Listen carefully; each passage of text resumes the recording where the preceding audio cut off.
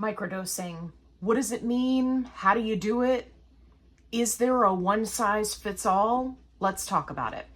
So I've been seeing that there are a ton of people talking about microdosing GLP1s, and many of them are finding that not only does it help them with side effects and avoiding them, but also that they're getting the results that they're looking for, and it's setting them up for long-term success because they're not blowing through the doses like we've seen in previous years where doctors just, have you titrate up every 4 weeks and then you're maxing out your dose and it leaves you kind of stuck, specifically where weight loss is concerned. So what is microdosing? People have some varied opinions on the definition or what qualifies as microdosing. So some people believe that microdosing only applies to dosing in very small levels on a weekly basis until you reach that first threshold of what a minimum pharmaceutical dose would be. So for example, someone who is microdosing Tirzepatide, they might do, a 0.5 dose or a 1.5 dose or a 1 dose, right? 1 milligram, instead of starting out at 2.5 milligrams. Now, this has been really helpful for a lot of people, especially those who are incredibly sensitive to these peptides, and they're finding that the side effects are just overwhelming. Don't forget, 30 to 35% of people who get on a GLP-1 medication will drop off in the first 3 months because of side effects. And part of that is because the dosing schedule that we have currently is not a one size fits all.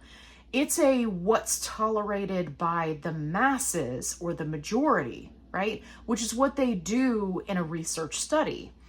Research studies are not meant to provide data that is specific to the individual, right? It is on your doctor or us as an educated individual to take the results of a research study, extrapolate, and apply it to what we're doing. So how does microdosing fit into this? Well, we've already seen that there are a ton of telehealth companies that have offered microdosing to help alleviate this 30 to 35% of people that are just overwhelmed by the side effects, especially when they're just starting out and they're just getting used to the medication. So does microdosing only mean up until you reach that first dose? For me, the answer to that question is no. For me, microdosing is tiny doses all along the way. It doesn't necessarily mean that it only qualifies as microdosing if you're doing it in tiny amounts at the beginning of your journey, but then you get to kind of like that starter dose. For example, with Tirzepatide, it's 2.5. And then you continue to microdose from there. To me, that counts as microdosing. Some people would say, no, you've reached 2.5, it's not microdosing anymore. Some people would say that splitting a dose or splitting a level, right, to then microdose more than once a week. So you take that 2.5 and split it into 2 injections, right? Doing each injection, 4 days apart. Some people say that that doesn't qualify as microdosing. For me, it's all about what works for the patient. And that's why I really love what some of these telehealth companies are doing, where they're offering microdosing, they're offering split dosing, they're offering support to these patients who so desperately need it. I mean, 30 to 35%, that's a lot of people. That's a lot of people who need help with significant side effects. That's a lot of people that gave up on potentially having success in their health in the first time in their whole life just because of unbearable side effects. So I think that there's a place for microdosing, and I think that it's not a one size fits all. And for me, if it's something that your doctor is supportive of and it's something that's working for you, I think that's really what matters. I think that the more we can tailor these peptides to the individual and stop just shoving a titration schedule down everybody's throat, I think the more success we're going to see long term. And don't get me wrong, I think that eventually these pharmaceutical companies will start to research this, and it'll be something that they look into and offer to expand their business model later on down the road. But for now, it's just a rat race to see who can get out the biggest and the best GLP-1 medication. So right now, that's their focus.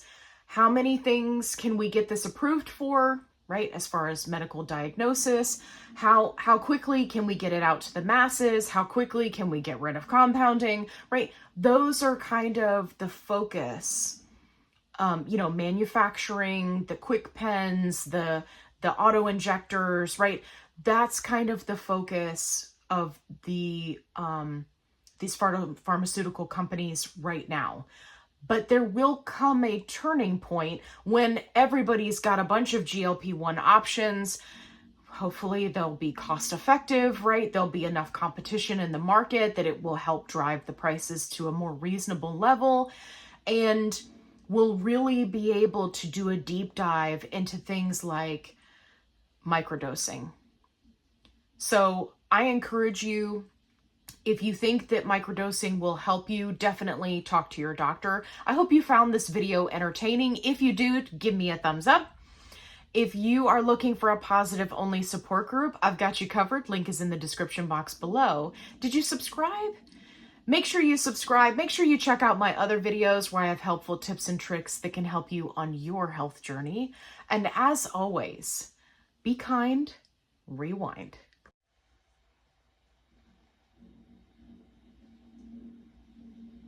I always feel like somebody's watching me. And the name is Sushi. And Sega, whoa, I always feel like somebody's watching me. Hey, Anna Kevin. Kevin, did we wake you up with our singing? Did we wake you up with the singing? Kevin, you need to get a job. Kevin, you're lazy. You're lazy. Yeah, everybody knows. Because I'm recording. What do you have to say for yourself? What are you going to say? Your breath is rank, dude. What have you been eating? Butts? That was terrible.